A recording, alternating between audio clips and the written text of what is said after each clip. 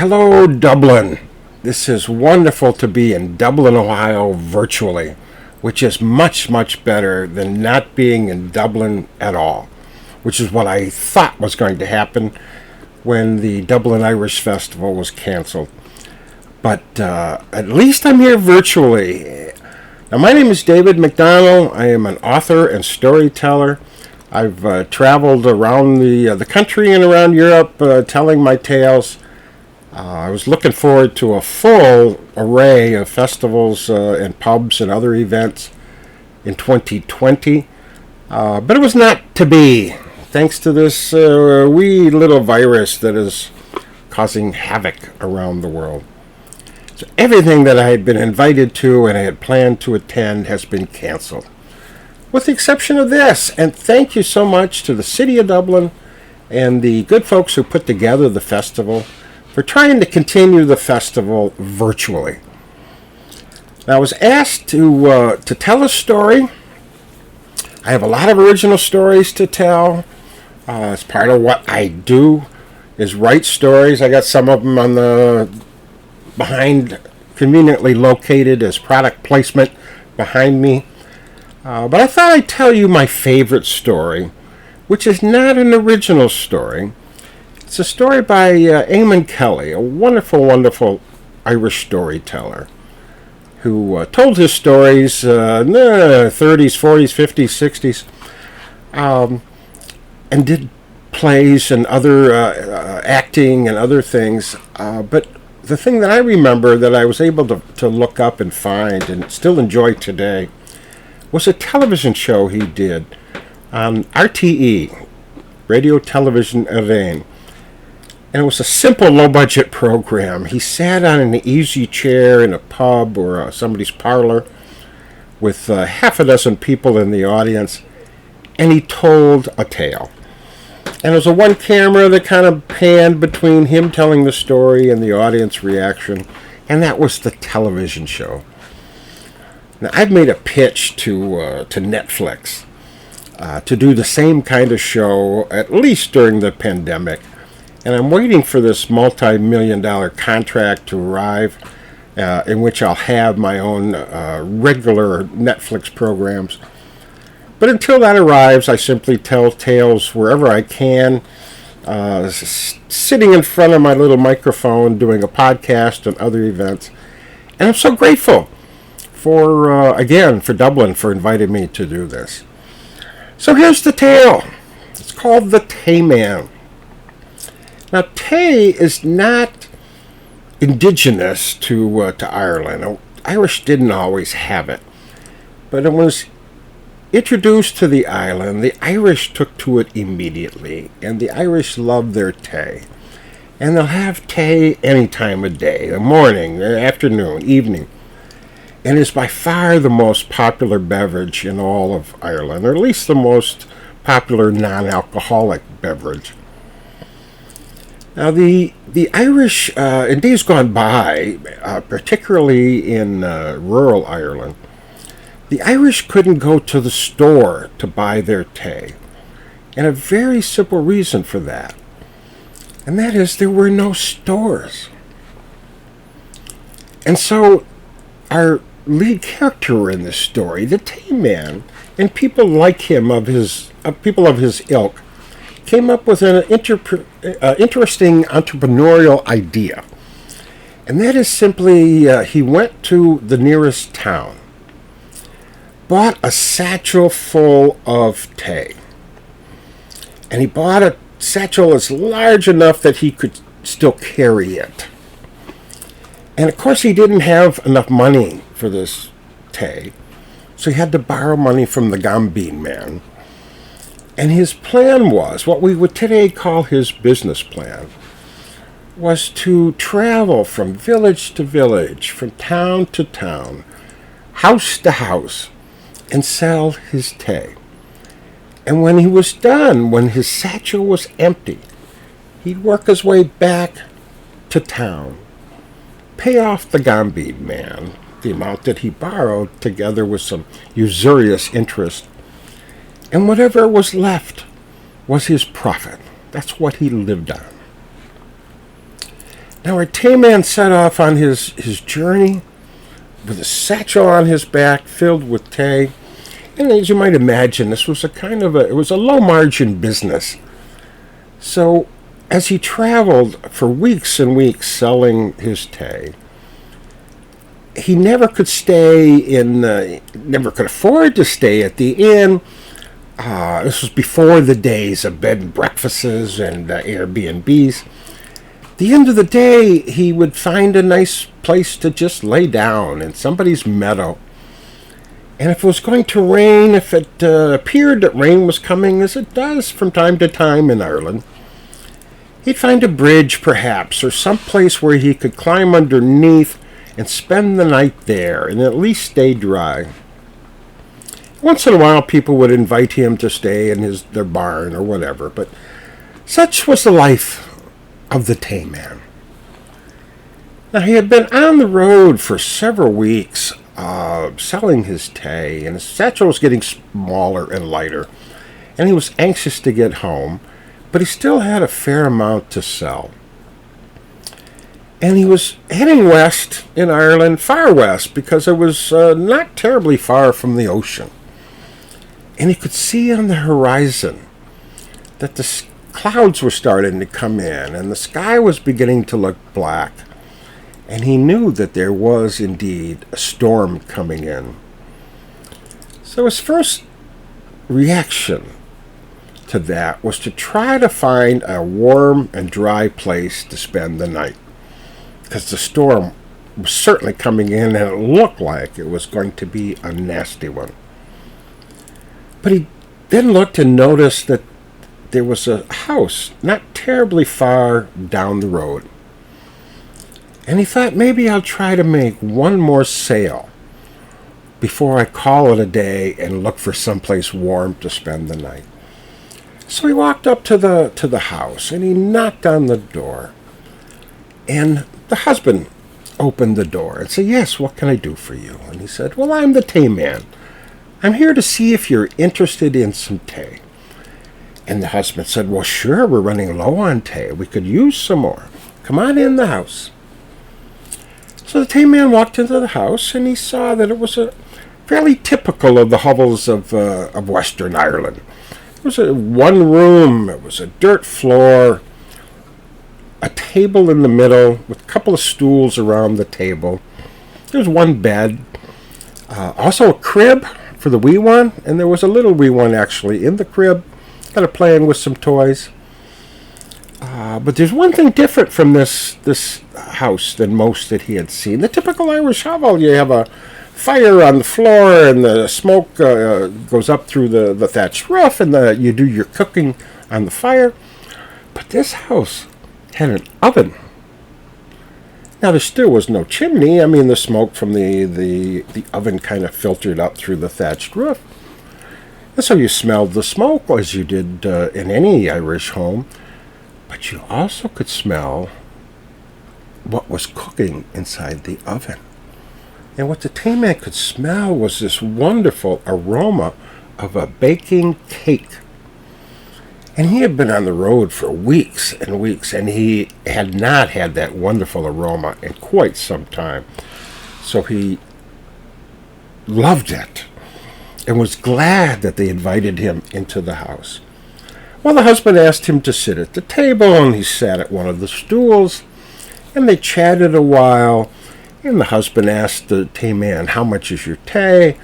And the Tayman quoted him a price, and they haggled a little bit over the price, and when they finally agreed, the husband did some math in his head to try to figure out how much could I afford at that price, and he figured out the quantity, and then they struck the deal. So the Tayman took out his Tay, kind of measured out the right quantity, gave it to the husband. The husband pulled out a bag that he had with some shillings, and he figured out the right price, and he counted it out, and he paid the Tayman, and the business was done. Now, at that point, the Tayman thanked them, appreciated their business, said, "I'll promise to come back when I can." But he said, "There's a storm a-brewing. I could tell as I walked here. The clouds were coming in, the sky was dark. And I think I better leave now, bid you goodbye, and go find a nice warm place, a dry place to spend the night. Well, the husband said, no, that won't do. That wouldn't be very hospitable of us. You're welcome to spend the night here. And you can begin, you'll go back on your way tomorrow morning, and perhaps by then the storm will have passed. Well, the Tayman said that was wonderful. I'd be happy to do that, and grateful that you will allow me to do that. And so they sat at the table, continued to talk, and at one point the wife, who was sitting on the table with them, enjoying the conversation, she got up, walked over to the stove, opened the stove, and pulled out the cake. And she put the cake on the table. Now the aroma was just outstanding. And again, it was more than the Tayman had enjoyed in some time. And as they continued to talk, I finally got to the point where the Tayman said, please, if you would be so kind, may I have a slice of that cake? And the wife said, certainly. And she got up, grabbed a knife, started to cut a slice. And the husband said, no. You know you can't cut a slice of cake when it's still hot coming out of the oven. He's going to have to wait till morning and eat it with the rest of us. Now, the Tayman was a bit disappointed, but he understood because, he was the guest. So they continued the conversation and talked some more, and it got dark, and you could kind of hear the storm coming in, but it was still not there yet. And then it was time to go to bed. Now, if you remember my description, I said there was but one bed in this Irish hovel. And the husband walked up to the bed and pushed it against the wall. And then he turned to his wife and said to her, you shall sleep on the corner against the wall, because I will sleep in the middle. And you, he pointing to the Tayman, will sleep on the end, furthest away from the wall. Then he asked the Tayman to turn around, and when the Tayman turned around, pointed to his wife and said, you can get on your nightgown now, which she did. And when she had done so, he said to the Tayman, you and I can put on our nightshirt now, which they did, and then they went to bed. The wife at the end, by the wall, husband in the middle, Tayman on the other end. And it wasn't long before they all fell asleep. Now the husband, I didn't mention this earlier, but the husband had a problem, and I think the best way to say that is he had a problem with frequency. And it wasn't long after he fell asleep, they all fell asleep, that the husband had to get up to use the facilities. Now, as you may recall, I did not describe any facilities inside the house. The facilities, in fact, were outside of the house, which was not unusual in that era. But by now the storm had arisen, and it was raining heavily, extremely heavy. You could hear it hit the roof, and you could feel the wind blow. And the husband got up to use the facilities, and he realized, wait a minute, my wife is over here in bed, and the Tayman is on the other end in bed. That would not do. So he grabbed his wife and pulled her with him to go outside. And then when they went outside, he left his wife outside, standing in the rain, while he went inside the facilities and did what he had to do. All the while, the rain was pouring down heavily over the wife. Now, when he had finished, he grabbed his wife, who was now drenched head to toe, led her back into the house, put her back to bed where she was against the wall. Husband was in the middle. Tayman was still on the other end. Now it began to rain harder. But they all fell asleep. But after a while, the husband had to get up again because, as you recall, he had a problem with frequency. So he got up. He did the same thing. What am I going to do? Can't leave my wife here when the Tayman's there. So he grabbed his wife, pulled her outside. She had to stand outside, pouring down rain. She's wet head to toe. And he's using the facilities, and when he's done with the facilities, he comes in, leads his wife back into the house. She lays down next to the wall. He lays down in the middle. Tayman's still at the other side. A little while later, after he had all fallen asleep, he had to go to the facilities yet again, because, of course, he had a problem with frequency. So he grabbed his wife, and she said, "No, I'm not going out in that rain again. I'm done. You're on your own. I'm too wet as it is." And the husband wasn't sure what to do. So he grabbed the crib. He put the crib smack dab in the middle of the bed. So you had the wife on one side, the crib in the middle, the Tayman on the other side. Husband goes outside, uses the facilities. When he's finished, he comes back in, puts the crib down, lays down in the middle, and everyone soon falls asleep. But the storm got worse. And it was so bad it woke up the husband, because what he could hear was the wind flapping around the door of the facilities, back and forth, back and forth. It blew it right off the hinges. And he could hear the roof materials flying off the facilities. And he could hear the walls of the facilities rattling. And he began to think, this wind and rain is so intense that I may not have any facilities by morning. And what can I do without facilities when I have a problem with frequency? So he decides to get up. He has to. He gets up to go outside to fix his facilities. And you know what happens is whenever this happens, if you have a problem, you focus on that problem. But when you have two problems, often you focus on problem number two and forget all about problem number one. It's like when you have a toothache and that's all you can think about is how bad your tooth hurts.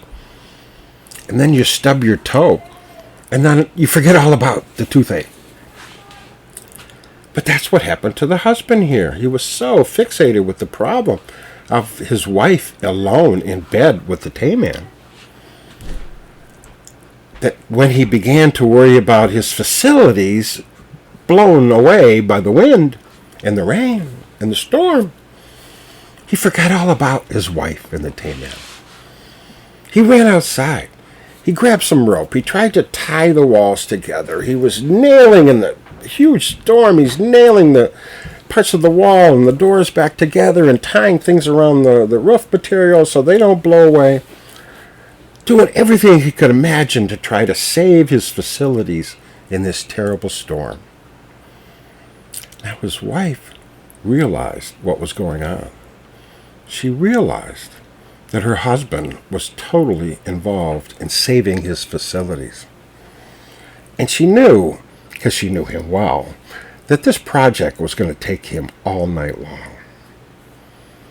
And so she was laying in bed against the wall with this blank space in the middle and the Tayman on the other side. And she rolled over to the middle of the bed, flat on her back. And she says to the Tayman, "Okay, Tayman, now's your chance." And the Tayman opened his eyes. He said, "Yes, it is." And he jumped out of bed, ran to the table, and cut himself a piece of cake. Now that's the story of the Tayman. I hope you enjoy it. It's an Eamon Kelley story. You can get more stories from me and more information from me by going to my website. It's clandonnell.net. Send me an email at clandonnell@gmail.com. Like and share me on Facebook. You'll see on my webpage an icon to links to my weekly podcast. So please join us for that. I think you should enjoy those stories. I hope you enjoy those stories. And it's free for now. But when I get that multi-million-dollar contract from Netflix, it might be something totally different. So goodbye, Schlon. Goodbye, Dublin. Wish I was there in real time.